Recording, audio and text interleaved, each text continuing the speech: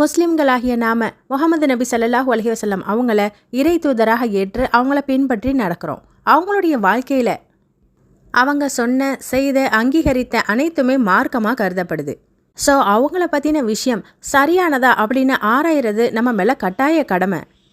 அதனால தான் நபி அவங்க சொல்லியிருக்காங்க, அபுதாவுதில் 3659வது ஹதீஸில், இப்போது என்னிடமிருந்து நீங்கள் செவியேற்கக்கூடிய விஷயத்தை பிற்காலத்தில் உங்களிடமிருந்து செவியேற்கப்படும், அதன் பிறகு உங்களிடம் யார் கேட்டாங்களோ அவங்க கிட்டேருந்து செவியேற்கப்படும் அப்படின்னு சொல்லி ஒரு செயினை, ஒரு லிஸ்ட்டை சொல்கிறாங்க.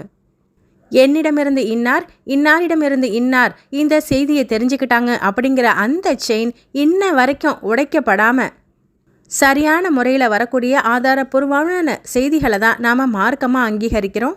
அப்போது அவங்க பேரால் சொல்லப்படக்கூடிய பொய்யான செய்திகளும் கலந்துருக்கிறதுனால கேள்விப்பட்டதை எல்லாத்தையும் நம்பாமல் ஆராய்ந்து செயல்படணும்.